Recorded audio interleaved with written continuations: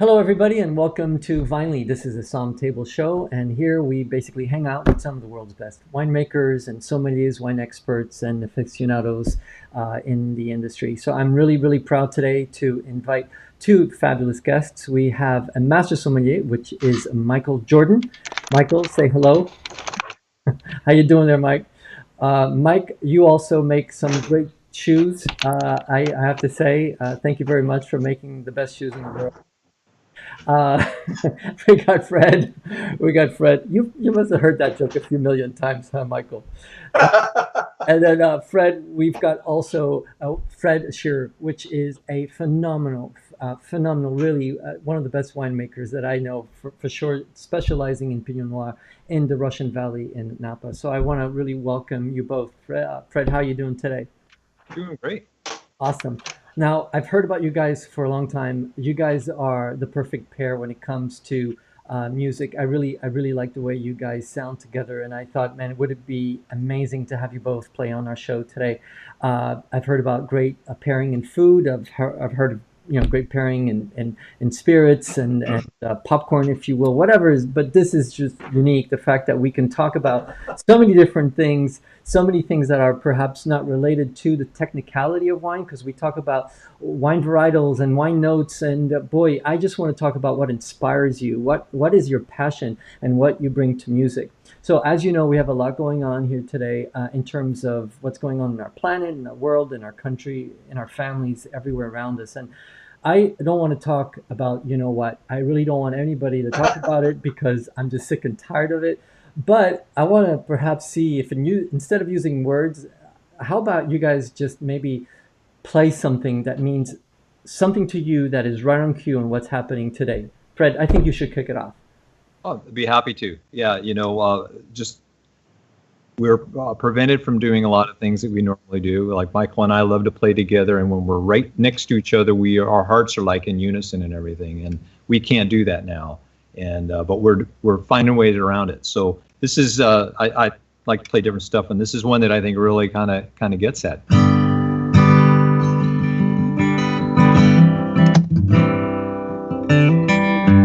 You guys can sing along out there if you want. I saw her today at the reception, glass of wine in her hand. Knew she was gonna meet her connection. At her feet was a footloose man. You can't always get what you want. Can't always get what you want. You can't always get what you want.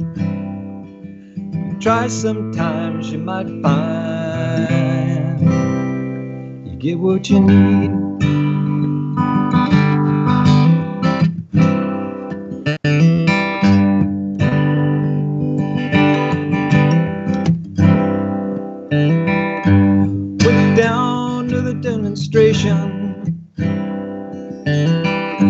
Get my fair share of abuse, saying, don't vent some of this frustration.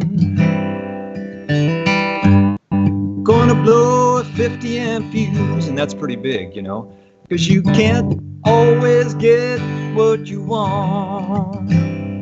You can't always get what you want. You can't always get what you want. Try sometimes, you might find you get what you need. I'm feeling it too, man.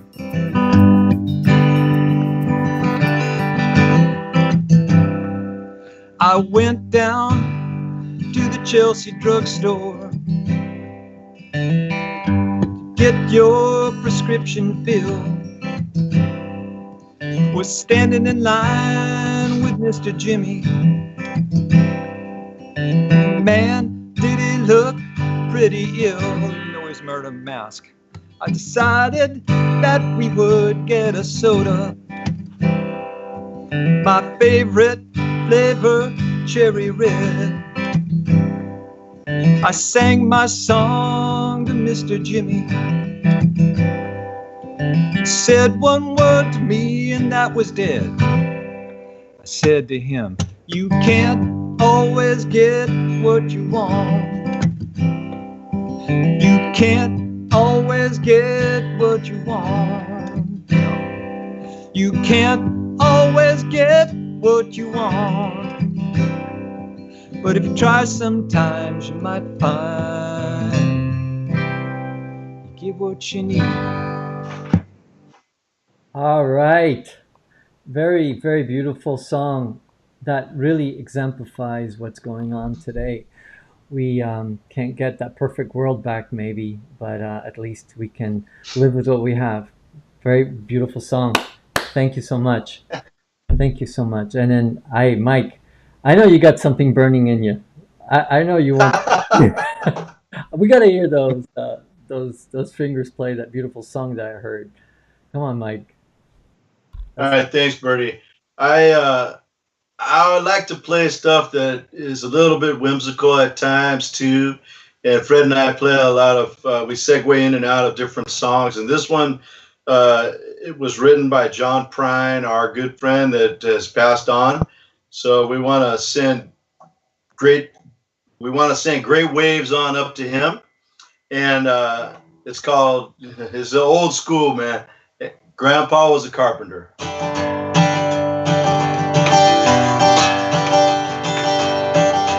Grandpa wore his suit to dinner nearly every day for no particular reason. He just dressed that way. Brown necktie on his matching vest, both his wingtip shoes. Built a flood closet on our back porch and put Ken in a burned out. Grandpa was a carpenter. He built houses, stores, and banks. Chain smoked Camel cigarettes, hammered nails and planks. He was a level on the level. He shaved even every day. Pulling for Eisenhower, 'cause Lincoln won.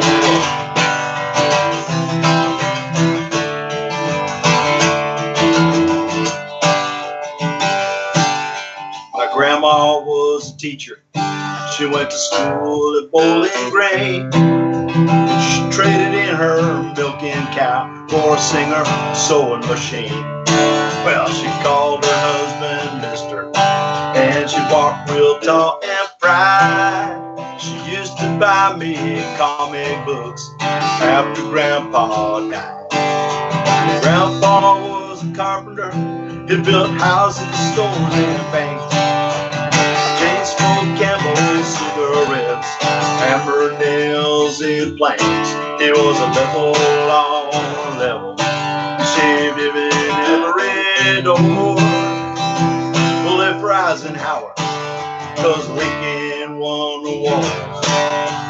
Bullet for Eisenhower, 'cause Lincoln won the war. Awesome. Woo! Nice. I love that song. I remember the first time you showed that to me, man. I love it. Find it something, man. So all you folks listening, you're probably wondering, well, where's the wine glasses? Why are you talking about, why are you playing music? You're not talking about wine? Hey, we got plenty of wine. Don't worry. We'll make more. Buy it up. We're talking about what we love to do when we're not working on wine is Fred and I love playing music together. Hey, this is it right here, though. I have to tell you guys, this Pinot Noir right here, 2015, by Fred Scherrer. This is really phenomenal. I have to tell you, one of the things that I noticed about it was this smokiness. I know there were fires up there in that area in 2008, and I heard a lot of people say, "Hey, it's going to destroy a lot of, a lot of vintages," and I don't think so. Fred, how did you make such an incredible wine on the heels of that? Well, the 2008 was a year that there were some fires and it affected some vineyards in certain places, and this is the first time I ever encountered that, and I just didn't quite know what to do. It wasn't in the rule book. We were all figuring that out, and so I researched it a little bit and did what I thought was right, which is the opposite of what some of the experts were telling us we should do. And what I ended up doing, it worked. I left it in barrel longer, and I had more new barrels in there, and it turned out that the new wood actually absorbed some of those smoke molecules and stuff, and it just took it out. And there's some other high-tech stuff you can do that separates it out, kind of breaks things apart, breaks down on the wine into different pieces, and then you mess with it and put it back together. But there's a rebound effect, and then it would kind of come back. So there's just different ways to go about it. And me, I like the old school, peasant logic kind of stuff. I mean, I'll think about it scientifically too. But anyway, so we've had a couple of other situations like that, and it kind of works out. I also tried the Zinfandel, and I have to tell you, I had the same effect, even though, a little less perhaps on the nose. But I have to tell you that also an incredible output. I mean, you waited a little bit of time to get these out at the right time, it seems like, right? Yeah, sometimes, if you walk slower, it takes longer to get there. But you enjoy the ride longer, and that's kind of how we do our winemaking. That's exactly right. That's exactly right. I got a question for you, Mike. I mean, how would you pair something like this wonderful Pinot, and what would you do with this beautiful wine? How do you pair this aside from the music? Well, Fred's Pinot Noir is one of my favorites. And that's how we became friends. Certainly, I bought a lot of it from my restaurants over the years. I've served it to many of my guests and paired some great meals with it, and had chefs design food for these wines as well.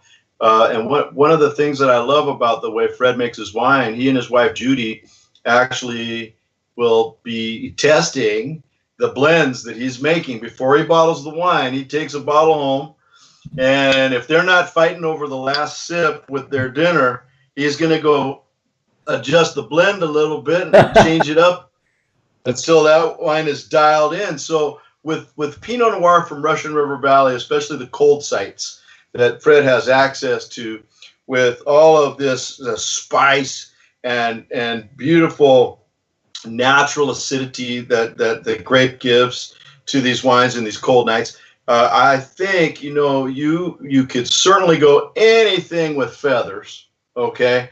And as well, pigs and Pinot, they have a mad love affair with each other too. So, just a grilled pork chop with not a lot of fancy stuff on it, and let this beautiful fruit, the cherry and berry that's in that wine, be the condiment that you would have with that beautiful, juicy, the other white meat, So I think, chicken, pheasant, quail, squab, or pork. And the other thing that I really love with this is Asian barbecue spare ribs. Something about that kind of hoisin barbecue sauce sets off the fruit in that Pinot Noir that he makes. Now with the Zinfandel, man, oh man, I love his old and old vine and well, tell us the exact name of that wine, Fred. Old and mature vines, because the old vines my grandfather planted in 1912 when he 21 years old, and then the mature vines we planted in the 70s and early 80s. Yeah. So the first couple of vintages, that was only from the old vineyard from 1912, and then I started using some of the younger vines, and I couldn't call it old vine anymore, because at that time those wines were only about 20 years old or so. Only 20. Yeah. So I called it old and mature vines, and people laughed at me at first, but I'm used to people laughing at me, so it's no big deal.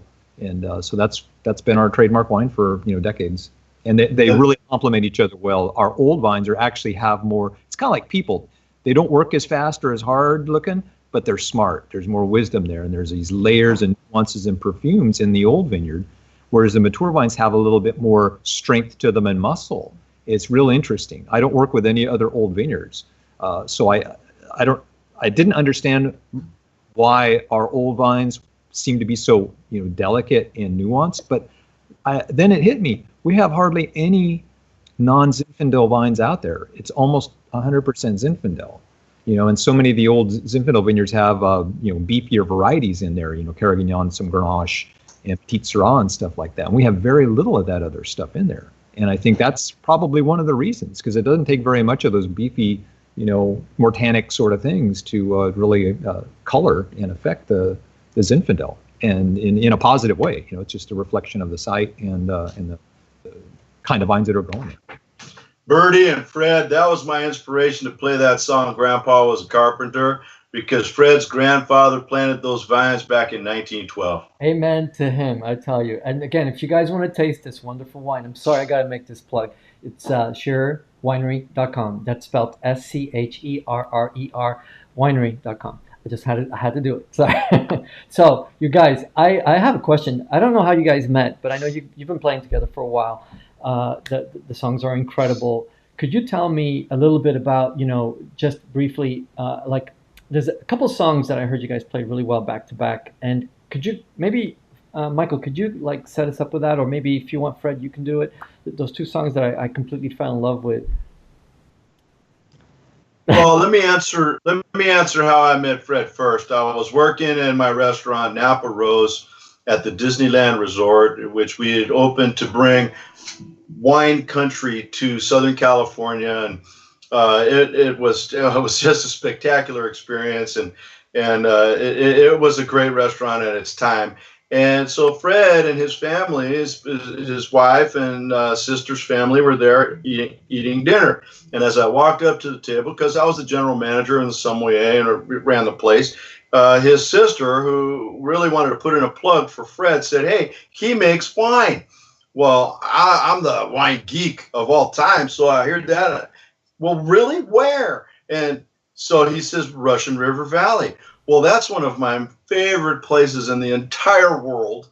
I love it, and for many reasons we don't have enough time to talk about right now. But I said, really? Well, it piqued my interest, and she said, yeah, he makes really good Pinot Noir. Well, he already had me at Russian River Valley, so I want to try. We tasted the wines that night, of course, because she brought a bottle down from the room. And then I said, man, we found out that we both like to play guitar. I always have a couple guitars and maybe an acoustic bass, down in my office. We went down there, we jammed guitars on the first day we ever met, and we've been best friends ever since. It's just and I've served Fred's wines in every one of my restaurants since then.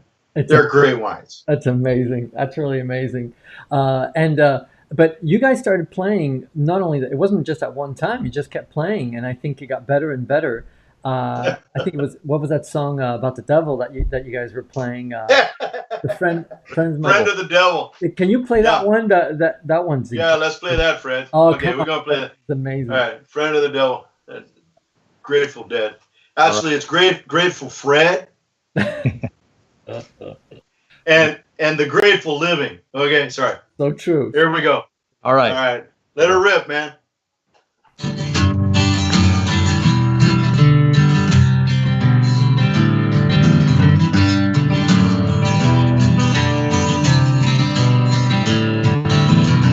Last night in Reno, I was chased by 20 hounds.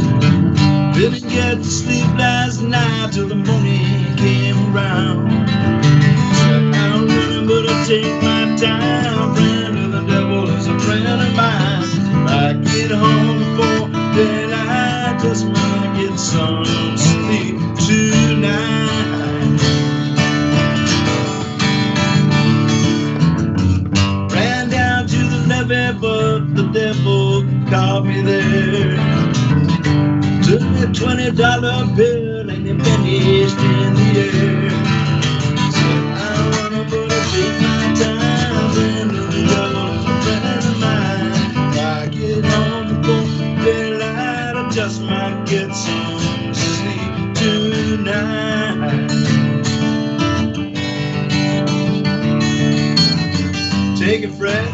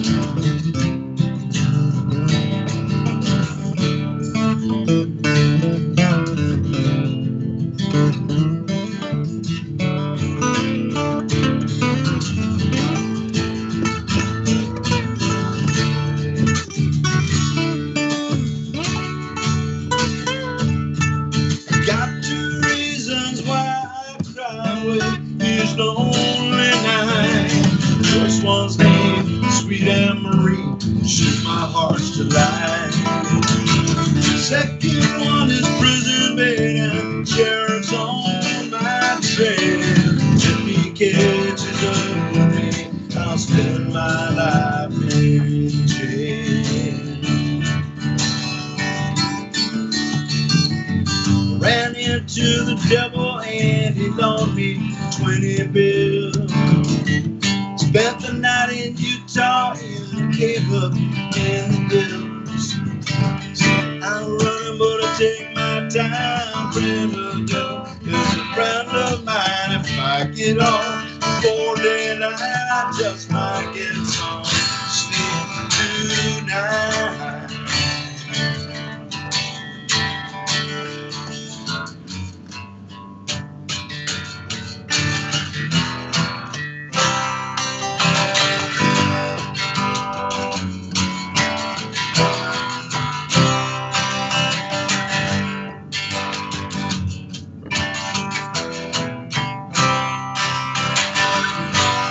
No woman, no cry.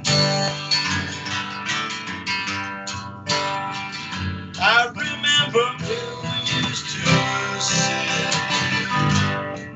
in the government garden trench down. And then Georgie would make the fire light. Ashes would burn through the night. Good friends we had, friends we've lost along the way. Hey, in this great future, can't forget your past. So dry your tears, I say. No woman, no cry. No woman, no cry.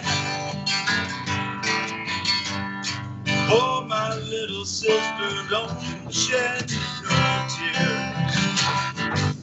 No woman, no cry. Then we open porridge that I share with you.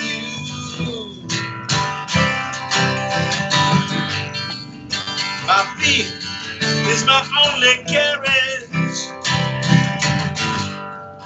Oh, I've got to push on through. But while I'm gone, everything's gonna be alright. Everything gonna be alright. We got Red Scherrer in the house tonight. Everything gonna be alright. No woman, no cry.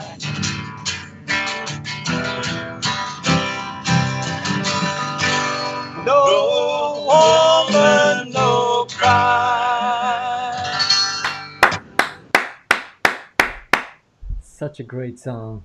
Such It's a great great. couple of songs. We got Bob Marley and the Grateful Dead together. Wow, we're doing some great pairing here, you guys.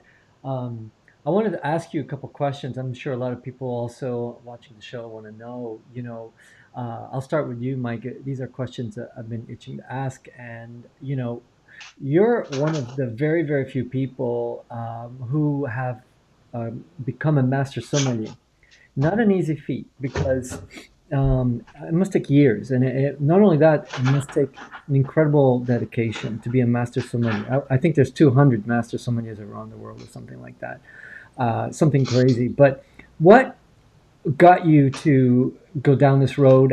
What really drove you to become that committed? And could you tell us a little bit about how that was and how it happened?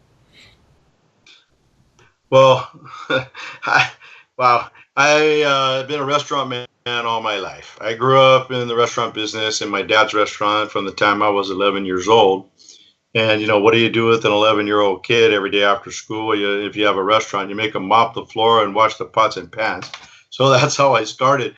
And I remember when I was 13, I called my dad. Dad, come here. I want to show you something. What? hey, I can reach the rack where the glasses go at the dishwasher finally, because I'm tall enough. And so he goes, well, you're going to get a promotion to dishwasher. So I'll never forget, man. My first promotion to dishwasher, I was 13. It was the best thing. And I continued in the kitchen because I loved cooking. And I did every job in the kitchen up until the chef of my dad's restaurant passed away. I was the first cook. I became the chef. And then I ended up doing every job in the restaurant, every single job. Bus boy, back waiter, front waiter, manager, even parking attendant, and bartender, you name it, did them all. And so 40 years, 45 years actually of restaurant work. And when after I had been in the business, oh man, over 35 years, and I was working at Disneyland Resort, and I was running that Napa Rose restaurant, I met Master Sommelier Fred Dame, and I learned of the Court of Master Sommeliers. And I said, there's a diploma for this? I gotta get that, man. I've been doing this all my life. And I caught the bug. I was addicted to it. I studied every day. I had 7 boxes of flashcards and learning how to do the blind tasting and wine and all that stuff. It took, after 35 years of being in business and being a pro like that, took 7 years still to pass that darn thing. It was the hardest thing I ever done in my life. And so thanks for asking. I'm pretty grateful that I got introduced to it. It's It's pretty amazing that it's not an easy thing to do, right? I mean, this is something that comes with a lot of work, and you pair a lot of food, but you also do a lot of things around the wine world. You're very well known. You travel all over the world, and you work for some pretty big companies. But you've always been known as the sommelier of the people, the sum of the people. Really, I've heard that for so long, but really, I think you're the one who actually coined that, or at least you should be. So, how do you democratize being a somm? Because look, a lot of people get a little bit deterred when they hear, "Oh, you're a sommelier," or "You're a wine expert," or "Gosh, I love wine, but I really don't know the first thing about it." And shit, a lot of things about it I wish I knew. How do you make it approachable, Mike? How do you make it all so cool? I mean, well, thank you for asking that. That I think is where I really found my niche with all of this. And like you said, well, yeah, there have been more people that have been into space than have become master sommeliers. It's true. The exam is freakishly hard. I don't know why it should be so hard, as we're not doctors, or anything. But I have always been known as the sommelier for the people, because I like to demystify the whole wine thing and make it easy for our guests to enjoy wine. And then, like, first find a wine. You don't want to have to do scientific research to find a bottle of wine on a wine list. And then you want to find something that's delicious, that's not going to break the bank, because anybody can spend $100 on a bottle of wine if they got $100. But let's find one for a lot less that's going to be delicious. That's where the sommelier earns his money. The thing that you brought up that I want to say before we end this is that I've always, since I've been involved with the court and with teaching and training sommeliers coming up, has been a real kind of a stickler to really share with them. There's no room for arrogance in this industry. We are servants of the people. A server, a master sommelier is still just a wine server. Okay, we don't even make the wine. We just pour the wine. We're serving our guests. We're creating experiences and memories for our guests every day, and that's really the best thing that we get to do. And so, remaining some humility and not being arrogant or egotistical, no matter how many diplomas and all that stuff you get. Remember that, keep your feet on the ground, and a master sommelier title and $2 still can't get you a cup of coffee. Okay. So you can't take yourself too seriously. Now, it's a great thing, don't get me wrong. And I got that second diploma, the CWE. There's only 15 people in the world that has those 2 diplomas, but I'm still the sommelier for the people, because, I want them to be able to take my phone call when I call them. Yeah. And people that are so arrogant in the industry forget that we need all the people. You're not the rock star. You just pour the wine. Wine's always been for the people. I mean, it's not something that could really separate one group from another. I mean, it's such a wonderful living enzyme that goes into your body and makes you feel whatever the winemaker and the weather makes you want to feel at that time. It's something living, and I think you're right. I think everybody needs to have that feeling. I mean, it's much better than a lot of things we have out there, which aren't good for you. Wine is actually pretty damn good for you. And, I think, Fred, you come from a wine family. I mean, you've been sort of like in the trenches all your life. You've seen, that area, Napa, Sonoma, Russian River, more than anybody else. I have a kind of a weird question. What is your experience in terms of, what is that one position in the whole winemaking process, from marketer to wine grower? What is that one job that you feel is the most important one? Is it the farmer, or is it the enologist? What do you feel to you is that key person that really makes it happen? Well, I think there isn't one key person in that, because it takes a lot of people to make it happen. And if any one of those things didn't happen, the whole thing would stop. So there are a lot of keys Gotcha. to the whole thing. And Hmm. kind of to echo back to what Michael's talking about, the idea of what impresses me about Master Psalms is that they've gone through these incredible. They've proven that they know a whole lot of stuff, and they're able to blind taste something. And even if they can't tell you exactly what that wine is and nail it all, they can get really close. And if they're wrong for the right reasons. Hmm. Yeah. And about making matches and stuff like that. Service industry and the title is just it validates their skill. And winemakers don't quite have the same. You can go get a degree at a university like I did, and that doesn't mean much of anything. I've heard of people who did really well at school, and then they've made horrible wines because they had the technical stuff, and they did well on tests and stuff like that. But it's like they don't know how to cook, right? Right. And, right? Being book smart is one thing, but Yeah. then having the natural innate sense of taste, flavor, That's balance, that's more of a humanistic gift Yeah. that people tend to overlook. And everybody doesn't have it, although you can certainly work on it. But anybody can become book smart if you study the book. Yeah. But not everybody can taste this beautiful pink elixir that is just grape juice before it's been fermented and realize what it's going to need to become a delicious wine like Fred can. And not only that, I mean, like we talked about timing, wine is really racing to become vinegar, and a good winemaker knows exactly when to reach it before it drops, and that's what these wines will last in the bottle for many, many years. I have to say this is definitely a collectible, but I think that's also a secret, right, Michael? I think that you have to catch it right before it starts going down. But anyway, I also want to ask, with everything going on, how is that going to change the harvest next season? How is it going to change the way we do business? That's actually a question for both of you. How are we going to be doing business in the hospitality world now? What do you guys think? Fred, go ahead and tell them about what you're doing in the vineyard. I think it's pretty much the same, no? Production wise, it's pretty much the same. People are not encouraged to carpool anymore. Typically we see more and more of the vineyard crews. It's vineyard management companies, and they have a large crew, and then they show up at a site and they do the stuff. In the old days, it used to be the family. You'd have a bunch of kids and you all be out there, like the 11-year-old Michael. If he was in my family, he would have been like the 11-year-old Fred out there picking up rocks and training vines and just doing the stuff, because that was your crew. But nowadays, we've got professionals that do this stuff. These crews that come out, and they're kind of discouraged to carpool. But most of them are family anyway. They're in their little circles, so then they come out to the vineyard and do their stuff. There's sort of natural social distancing in a vineyard anyway, because the vines aren't all right on top of each other. You can get on a separate row, and you're already kind of away from people, and you're not sharing tools so much and stuff like that. So, there's some of that already going on.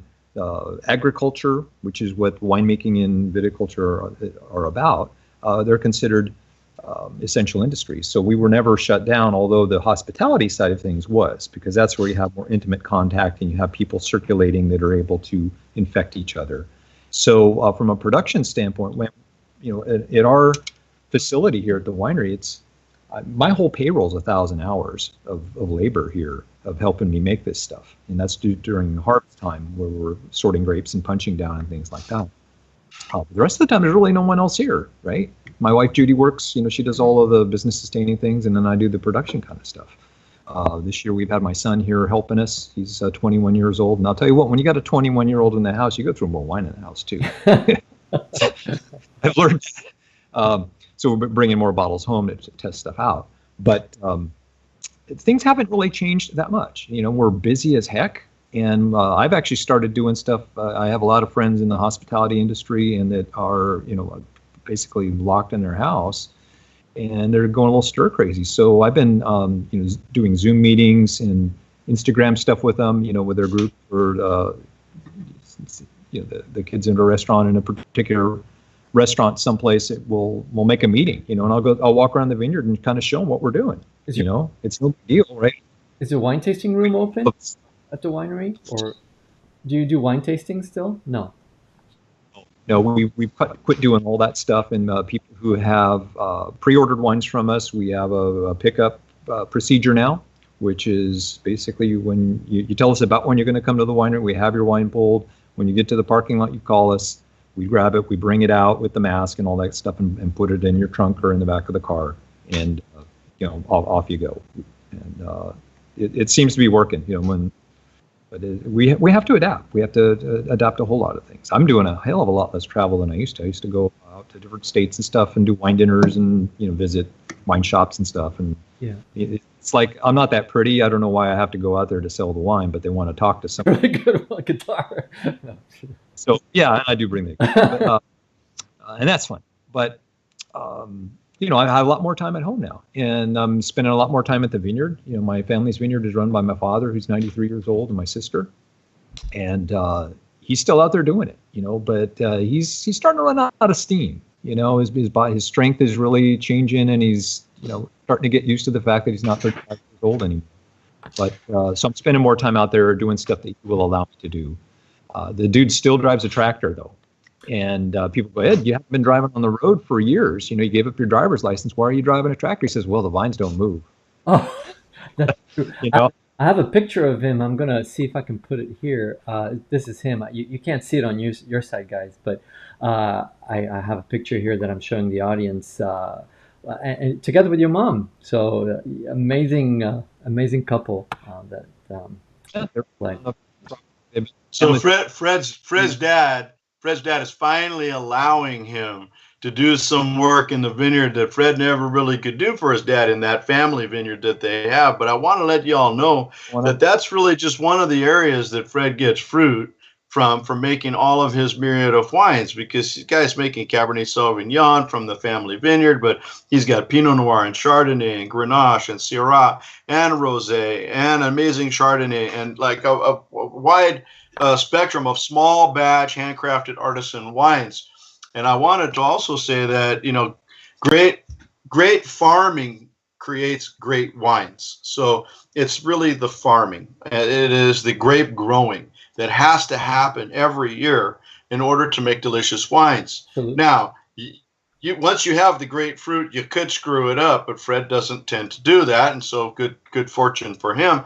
But the growing of the grapes, the harvesting and the making of the wine are things that really aren't changing in this weird time that we have. What's really changed is the way that we're going to market with the wines. Like Fred said, the restaurants had been closed and wine lists are just not happening. So people like us are all buying our wine online and having it delivered, or ordering it from a shop or a winery and then driving by and they throw it in the window as you pass by.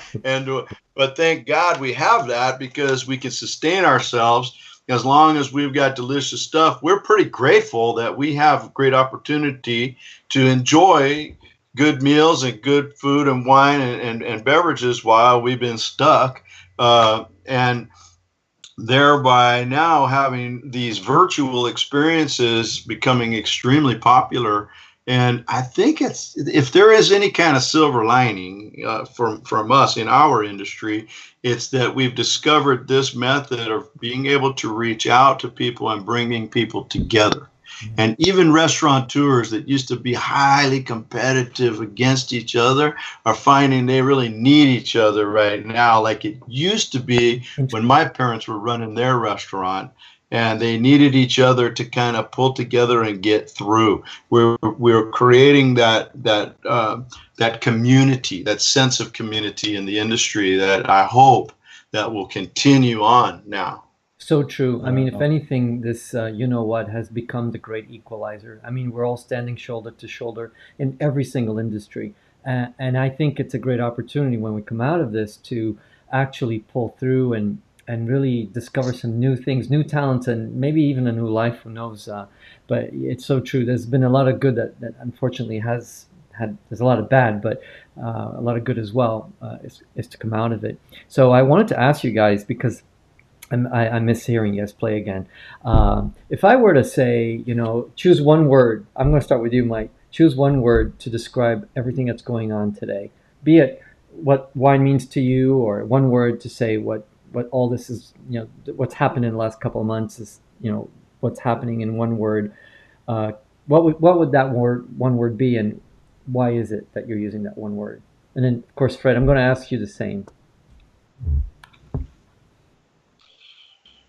Well, I want to say that I don't really want to select a word that represents the words like madness, confusion, and fear that the world has been going through. I would rather use the word that's been my mantra before this ever happened, during, and then long after it's gone, because my word has always been and will be delicious. Ah, nice. Good word. I think I have not heard that by anybody. It's a good word. That's definitely a good word to describe everything. And then Fred, what about you? What would you say? Maybe you're going to put it into a song. I can do that. And I think connection is a pivotal word for what we're experiencing, because we crave it. We're finding ways to obtain it. Wine allows for connection. Over the years, I've just been so honored that people contact us and say, you know, we had a bottle of your blah, blah, blah wine to celebrate our anniversary, and it was so good. You know, they had this meal, and they have these memories. It's about connection. And, you know, we would have never been a part of that had we not made this bottle of wine that somehow got into their hands that had this quality of deliciousness, right? And it became part of their memories. So I think connection is, you know, it's a multifaceted connection to the word. See, I love that, because I always believe that when you share your wine with others, it makes it more delicious. So those two words work very nicely together.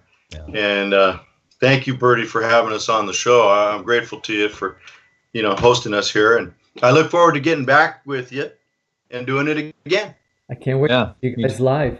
You guys want to play something before we go? And yeah, I want to say thank you to everybody that stopped in today. This show will be posted on our website, and of course, we have this Vinely show, which is part of Psalm Table, every Thursday at 5 o'clock. And let me tell you, the most incredible people are going to come by this. And I'm so honored to have had Fred Scherrer, an incredible winemaker, Michael Jordan, not the basketball player, but the great master sommelier, here with us today. And I want to say thank you, and play it on, you guys. All the best. So this is a song Michael taught me, and I just absolutely love it. And nobody plays like him, but I play along with him. So take it from the top, Michael.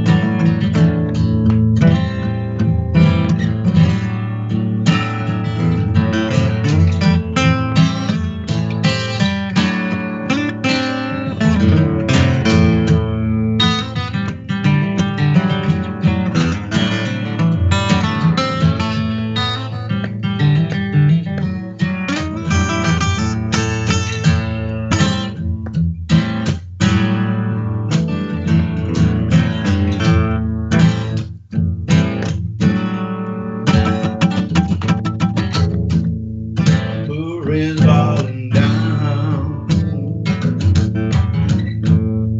and I hear that sound.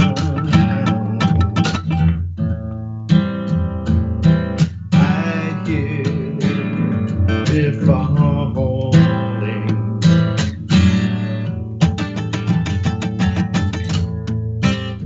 rain falling down, and I hear that sound.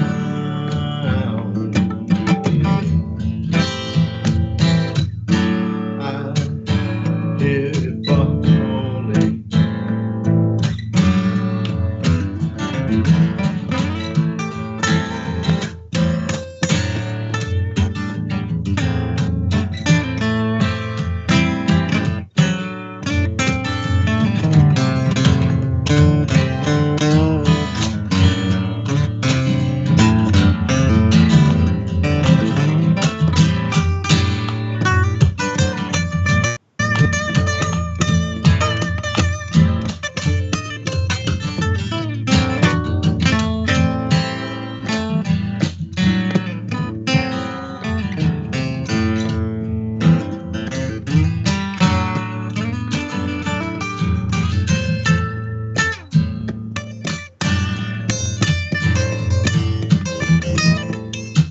Just last night I slept in the open,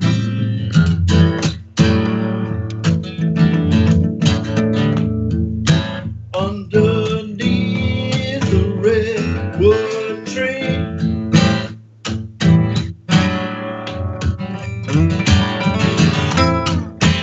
Just last night I slept in the open, just to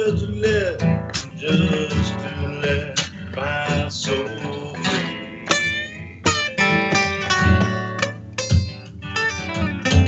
I don't wanna go, I don't wanna go, I don't wanna go back into the city.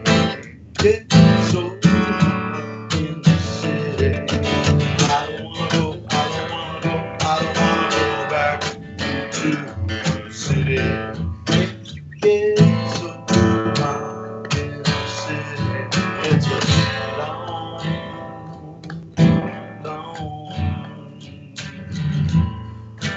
long taxi ride to nowhere.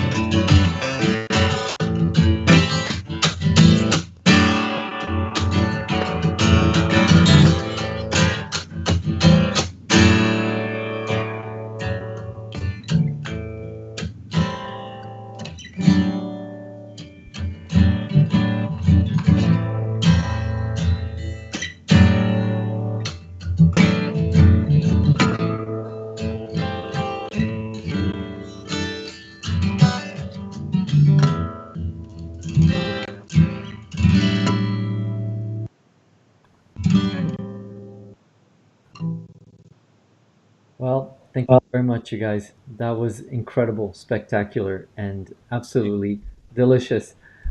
Have a good night. We'll see you next time. Adios. I'll do it again sometime. Thanks. Thank you, Fred. See ya.